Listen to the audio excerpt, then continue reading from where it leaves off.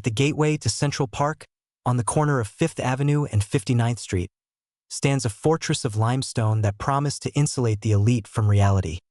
The Plaza, a French Renaissance chateau dropped into the chaos of Manhattan.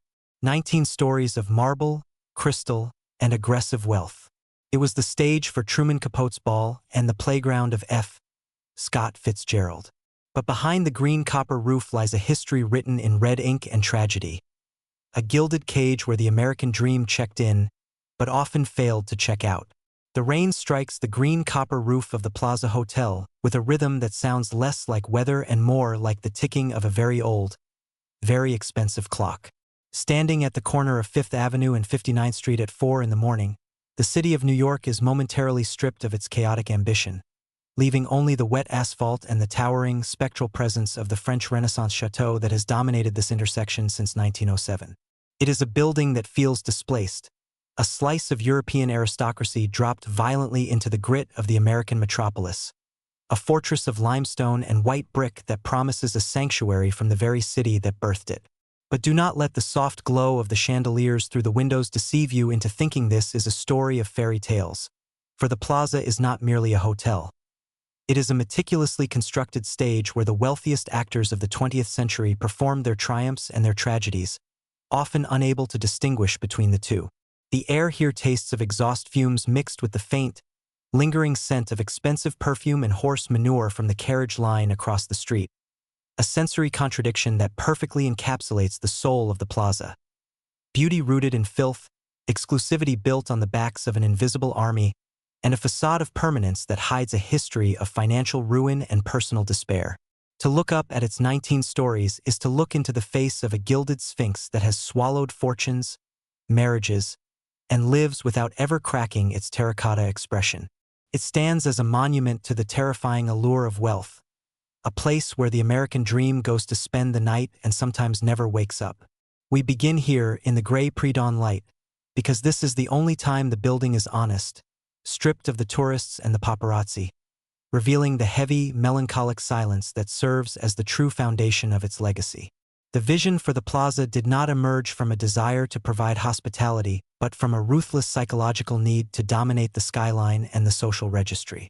It was the early years of the 20th century, a time when New York was molting, shedding its brownstone skin for a carapace of steel and stone, and three men, Bernhard Beinecke, Fred Sterry, and Harry Black, saw an opportunity not just to build a hotel, but to construct a weapon of social exclusion.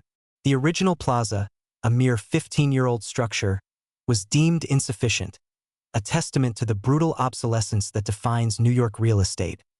It was torn down without a second thought to make way for something that would scream power. Harry Black, the president of the United States Realty and Construction Company, was a man driven by the kind of hubris that usually invites the wrath of the gods, obsessed with creating a structure that would dwarf the Waldorf Astoria and the Knickerbocker not just in size but in sheer suffocating opulence. Construction began in 1905, a violent process of drilling into the Manhattan schist, a deafening cacophony of steam shovels and dynamite that signaled the arrival of a new order. The budget ballooned to $12 million, an astronomical sum for the era, as Black demanded materials that defied logic. Marble from remote Italian quarries, crystal chandeliers that cost more than the lifetime wages of the men installing them, and gold leaf applied with the casualness of paint. This was not architecture. It was an act of aggression against mediocrity. The psychological drive here was clear, insecurity masked as grandeur. Black and his cohorts were building a temple where the robber barons could feel like rightful kings, a place that would validate their often ill-gotten gains through the sanctity of high ceilings and velvet drapes. It was a vision born of the Gilded Age's desperate need to manifest its dominance in physical form, to create a space so intimidatingly beautiful that no one would dare question the morality of the money that paid for it. When the doors finally swung open on October 1, 1907, the Plaza did not just invite guests. It absorbed them into a carefully curated reality that bore no resemblance to the world outside. The first registry read like a roll call of the American industrial aristocracy, the Vanderbilts, the Goulds, the Harrimans, families whose names were synonymous with the railways, steel mills, and banks that powered the nation. They arrived in a flurry of furs and top hats, stepping out of carriages into a lobby that was designed to make human beings feel small, insignificant, and utterly dependent on the structure for their sense of worth. The interior was a labyrinth of mirrors and marble, a deliberate disorientation that severed the connection to the street and suspended the guest in a golden amber of luxury. But beneath the polished floors and behind the mahogany doors, the hotel was a machine, a devouring engine of resources and labor. The upstairs-downstairs dynamic was not a metaphor here. It was a physical reality, with a subterranean city of kitchens, laundries, and boiler rooms staffed by hundreds of invisible workers who fueled the fantasy above. These workers lived in a perpetual twilight, their lungs filled with cold dust and steam, their existence acknowledged only when a bell was rung or a meal was late.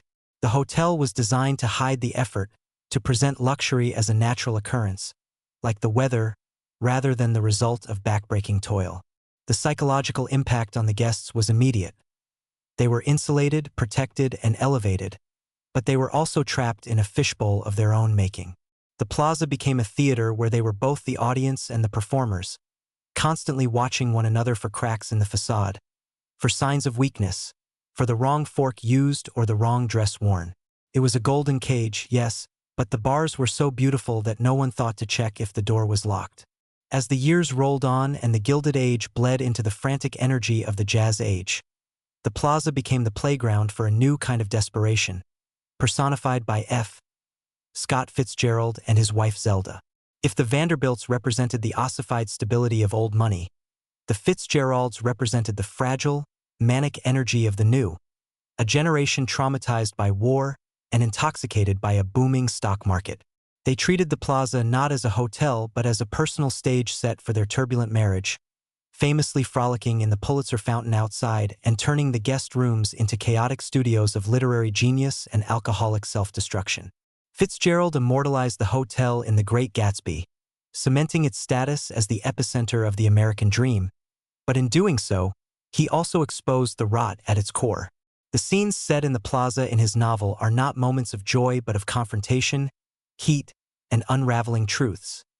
It is in a suite at the Plaza that the illusion of Gatsby's life finally shatters against the hard reality of Tom Buchanan's cruel entitlement. The hotel, in Fitzgerald's eyes, was a place where the air conditioning could never quite cool the heat of human jealousy. In reality, the couple's antics were less romantic and more tragic, a public cry for help from two people drowning in the very excess they chronicled.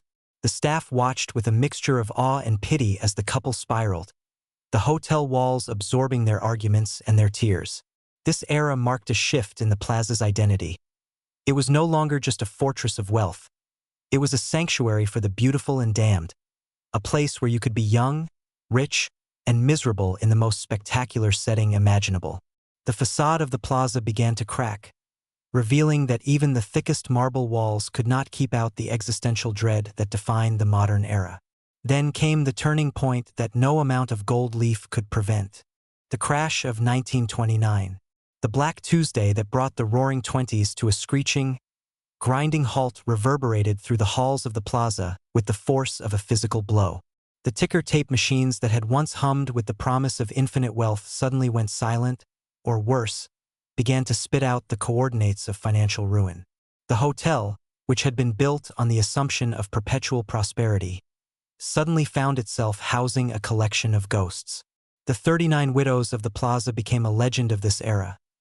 Wealthy, elderly women who had checked in during the good times and simply refused to acknowledge that the world had changed. They lived in the suites, surrounded by their fading finery, while the management struggled to keep the lights on. But for others, the Plaza was the final stop. The hotel saw a spike in suicides during these years, tragic leaps from high windows by men who could not face the shame of poverty. The staff were trained to handle these incidents with discreet efficiency, whisking bodies away through service elevators to ensure that the guests enjoying tea in the Palm Court were not disturbed by the sight of mortality splattered on the pavement. The contrast was grotesque. Inside, the orchestra played on, desperate to maintain the illusion. Outside, the breadlines lengthened. The Plaza became a fortress under siege, not by an army, but by economic reality. It stood as a defiant, almost obscene reminder of a vanished world, its lights burning through the dark nights of the Depression like a beacon of denial. The management was forced to adapt, cutting costs where they could, but they knew that the moment the luxury faltered, the illusion would break completely. They were selling a dream that no longer existed, peddling nostalgia to a city that was fighting for its survival. The post-war era brought a strange, hallucinatory revitalization to the Plaza, a period of high glamour that felt increasingly disconnected from the shifting social tides of America. This was the era of the Black and White Ball, hosted by Truman Capote in 1966, an event that is often cited as the pinnacle of the Plaza's social history, but which, in retrospect, looks more like the last feast of Pompeii.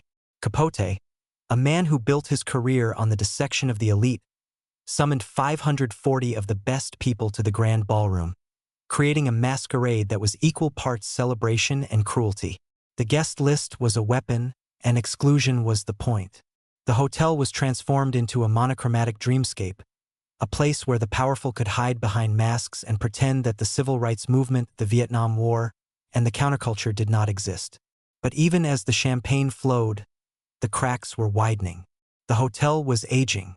The infrastructure, the pipes, the wiring, the machine beneath the vision, was groaning under the weight of decades of deferred maintenance.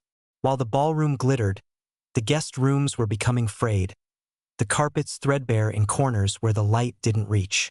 The Plaza was becoming a pastiche of itself, a theme park for the rich that was slowly losing its structural integrity. It was during this time that the Beatles arrived, bringing a chaotic energy that the hotel was entirely unequipped to handle. The screaming fans besieging the entrance were a shock to the system, a visceral reminder that the definition of fame had shifted from the stoic industrialists to the shaggy-haired prophets of pop culture. The Plaza, in its stiff, limestone dignity, looked baffled, a grand dame clutching her pearls as the barbarians stormed the gates. The cultural relevancy of the hotel was beginning to slip. It was becoming a symbol of the establishment in a time when the establishment was the enemy. By the 1970s, the rot had set in. New York City was teetering on the brink of bankruptcy, a dystopian landscape of graffiti, crime, and garbage strikes, and the Plaza was not immune to the decay. The ownership of the hotel began to change hands like a hot potato, passing from the Sonesta Corporation to Western International Hotels, each owner trying to wring profit from a stone that was rapidly losing its luster.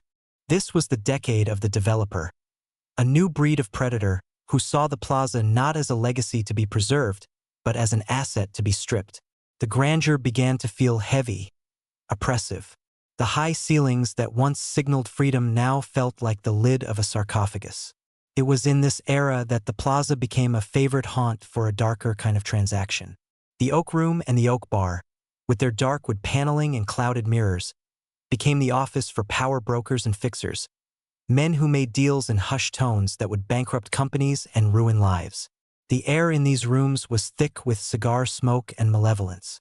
It was here that the hotel's hauntings began to take on a more sinister tone.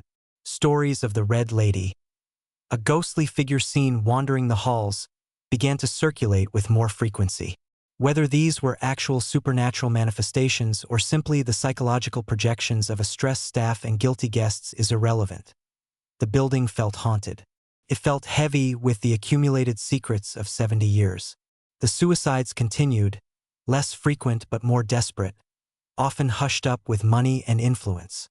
The Plaza had become a tired beast, its golden mane matted, its eyes dim, waiting for a savior who would likely turn out to be a butcher. Enter Donald Trump in 1988. If the Plaza's history is a three-act play, this was the moment the villain twirled his mustache and bought the theater. Trump's purchase of the Plaza for $407 million, a sum that many analysts at the time considered ludicrously inflated, was the ultimate act of 1980s hubris. He didn't just want a hotel. He wanted the crown jewel of New York to validate his own ascent. He famously took out a full-page open letter in the New York Times, declaring, "I haven't purchased a building, I have purchased a masterpiece." But his stewardship was characterized by a chaotic mix of reverence and gaudy renovation. He replaced the understated elegance with gold faucets, gold trim, gold everything, turning the Plaza into a caricature of wealth that mirrored his own aesthetic. The legacy he sought was immediately compromised by the financial reality of the deal. He had overleveraged himself to a dangerous degree, and the hotel, which needed to generate massive profits to cover the debt service, could not keep up. The Plaza became the backdrop for the dissolution of his marriage to Ivana Trump, a tabloid spectacle that played out in the very suites where the Vanderbilts had once whispered. The dignity of the institution was shredded for the sake of the daily news cycle. The staff, the invisible army, watched in horror as their workplace became a punchline. The financial pressure was immense. The hotel was technically bankrupt within a few years, caught in a complex web of debt restructuring that saw banks taking control. The Trump era was the turning point where the Plaza ceased to be a hotel and became a commodity, a poker chip in a high-stakes game of global finance. It shattered the illusion of permanence. If the Plaza could go bankrupt, nothing was safe. The ultimate tragedy of the Plaza, however, arrived not with a bang, but with a renovation. In 2005, the hotel was closed for a massive overhaul that would convert a significant portion of its rooms into luxury condominiums. This was the death knell of the Plaza as a public institution. The condoization was a response to the new economic reality where operating a grand hotel was less profitable than selling slices of it to Russian oligarchs and hedge fund managers as payday terrace. The closure was a traumatic event for the city and, specifically, for the staff. Hundreds of workers, many of whom had spent their entire adult lives serving the hotel, were laid off or forced into early retirement. The contents of the hotel, the furniture, the fixtures, the very doorknobs that had been turned by kings and queens, were auctioned off like the estate of a dead relative. To walk through the Plaza during the auction preview was to walk through a graveyard of memories, tagged and priced for the highest bidder. It was the commodification of history, a stripping of the soul. When the Plaza reopened, it was a lobotomized version of itself. The grand entrance was restricted. The lobby, once a bustling crossroads of the elite, was partitioned. The majority of the building was now private residences, dark for most of the year, owned by shell companies and absentee billionaires who treated the apartments as safety deposit boxes for their capital. The ghost hotel was no longer a metaphor. It was a literal description of a building filled with empty rooms. Specific tragedies within these walls often get lost in the broad strokes of financial history, but they are the rivets that hold the narrative together. Consider the story of the nameless guest in room 1522, a man who checked in during the height of the 1950s boom, ordered a bottle of scotch and was found 3 days later, the bottle empty, his wrists slit in the bathtub. Or the debutante who jumped from the window in 1934, her tulle dress billowing like a parachute that failed to open. These are not just ghost stories. They are evidence of the crushing pressure the Plaza exerted. To stay here was to be expected to be happy, to be successful, to be someone. For those who felt their grip on that status slipping, the Plaza was an intolerable mirror. The architecture itself, the long, silent corridors, the heavy doors that shut out all sound, amplified loneliness. A person can be more lonely in a suite at the Plaza than in a solitary confinement cell, because the Plaza taunts you with the possibility of connection that it refuses to provide. The view from the windows, overlooking the park or the avenue, offers a vista of a world that is teeming with life, emphasizing the isolation of the observer. The mysterious deaths often whispered about, overdoses labeled as heart attacks, falls labeled as accidents, speak to the complicity of the institution. The Plaza protects its reputation above all else. It is a machine that metabolizes tragedy and excretes discretion. The Eloise phenomenon serves as the most ironic counterpoint to this darkness. Kay Thompson's books about the 6-year-old girl who lives at the Plaza suggest a world of whimsy and freedom, a child's paradise where the staff are playmates and the corridors are racetracks. But look closer at the narrative of Eloise. She is a child essentially abandoned by her mother, who is always away or talking to her lawyer, raised by a nanny in a hotel. It is a story of profound neglect masked as privilege. Eloise is the patron saint of the rich, lonely child, compensating for a lack of parental love with room service and mischief. The Plaza capitalized on this ruthlessly, creating an Eloise suite and a dedicated shop, commercializing the image of the neglected child. Tourists flock to buy pink souvenirs, oblivious to the sadness at the core of the story. It is the ultimate triumph of the Plaza's branding. taking a story of emotional abandonment and turning it into a profit center. The fiction of Eloise protects the reality of the plaza. It provides an innocent veneer that distracts from the darker adult realities that permeate the building. It is a pink bandage over a festering wound. The invisible army, the staff, deserves a chapter written in sweat and silence. For over a century, thousands of men and women have maintained the illusion. They know the secrets. They know which senator brought which mistress, which tycoon wept in the lobby, which room has the bad energy. There is a multi-generational aspect to the labor here. Fathers got their sons' jobs in the bell stand. Mothers brought their daughters into housekeeping. They formed a village within the city, a community bound by the shared trauma of serving the incredibly wealthy. They were the ones who cleaned up the blood, who hid the empty bottles, who stitched the torn dresses. Their loyalty was often repaid with minimal wages and, in the end, with pink slips during the condo conversion. The betrayal of the staff in 2005 was the final severing of the plaza's humanity. When you replace a lifelong doorman, who knows the name of every guest's dog, with a contracted security guard, you kill the spirit of the building. The machine remains, but the ghost in the machine, the human warmth, is exorcised. The current staff are professional, distant, and transient. They are guarding a vault, not running a home. The Oak Room and Oak Bar stand as silent witnesses to the masculinity of the plaza's history. These were spaces designed for men to retreat from the feminizing influence of the tea rooms and the ballrooms. The dark wood, the leather, the murals of German castles. It was a club where the titans of industry could loosen their ties. But the Oak Room was also a trap. It was here that alcoholism was normalized as social drinking, where business deals were sealed with liver-destroying quantities of liquor. The three-martini lunch was practically invented here. The room has a heavy, brooding atmosphere, stained with the smoke of 1,000,000 cigarettes and the anxiety of 1,000,000 gambles. It is closed now, a victim of changing tastes and leasing disputes, a mausoleum of mid-century male power. Peering through the locked glass doors, one can almost see the ghosts of Cary Grant or Richard Burton, leaning against the bar, looking for salvation in the bottom of a glass. The silence of the Oak Room is louder than the noise of the street. It is the silence of a stopped heart. Then there are the long-term residents, the figures like Frank Lloyd Wright, who lived in the plaza while he was designing the Guggenheim. Wright, the architect of organic integration, living in a French Renaissance pile?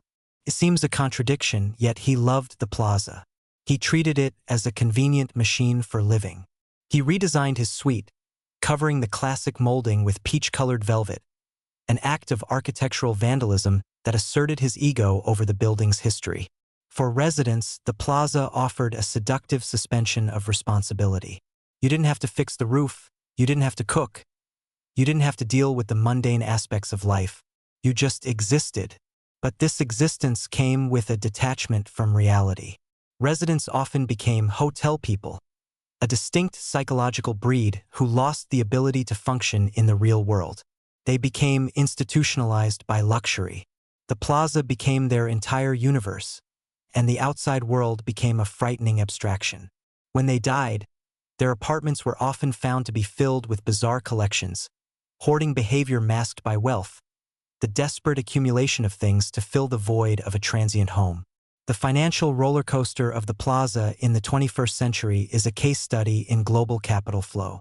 After Trump, the hotel was owned by a Saudi prince, then an Israeli group, then an Indian conglomerate, Sahara India Parawar, whose chairman ran the empire from a jail cell in New Delhi. The plaza became a tangled asset in international lawsuits, frozen by courts, leveraged against debts incurred on the other side of the world. It ceased to be a New York landmark and became a line item on a distressed balance sheet in a foreign ledger.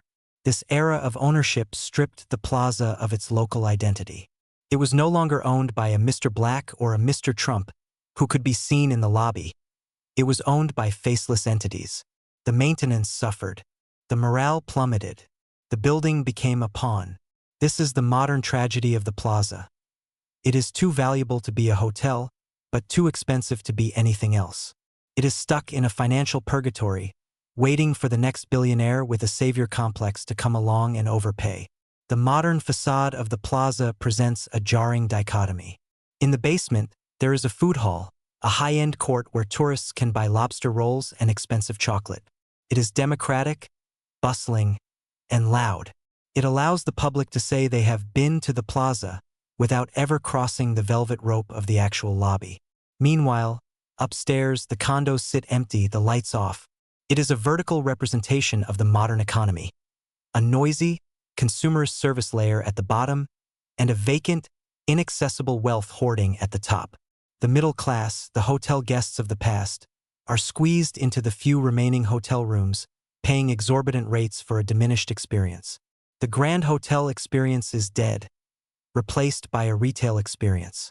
The soul of the building has retreated into the walls, hiding from the selfie sticks and the real estate brochures. Culturally, the plaza remains immortal, but the version that exists in our minds is a fiction created by cinema. We see the plaza of North by Northwest, where Cary Grant is kidnapped from the Oak Bar, a scene of sleek, dangerous glamour. We see the plaza of Home Alone 2, a playground for a clever child, where the staff are buffoons and the lobby is a wonderland. We see the plaza of The Way We Were, a backdrop for romantic heartbreak. These films have created a hyperreality that the actual hotel cannot live up to. Guests arrive expecting the movie set and find a struggling business. The disappointment is palpable. They look for the magic, but the magic was lighting and scriptwriting. The real plaza is drafty, the elevators are slow, and the room service is overpriced. The screen image acts as a preservative, keeping the idea of the plaza alive even as the physical reality decays. It is a zombie celebrity, famous for being famous, kept alive by the residuals of its past performances. The psychology of the Grand Hotel is worth a final interrogation. Why do we build these places? Why do we romanticize them? Humans have a need for sacred spaces that are distinct from the profane world of the everyday. In a secular society, the Grand Hotel replaces the cathedral. It is a place of ritual, afternoon tea, of confession, the bar, of transcendence, the luxury. We enter the revolving doors to be absolved of our ordinariness. We pay the tariff to be transformed. The plaza was the high temple of this religion of materialism. But like all temples, it demands sacrifice. The tragedy of the plaza is that it promised that money could buy peace, that architecture could cure the human condition. It lied. Took the money, it provided the stage, but it watched indifferently as the actors fell apart.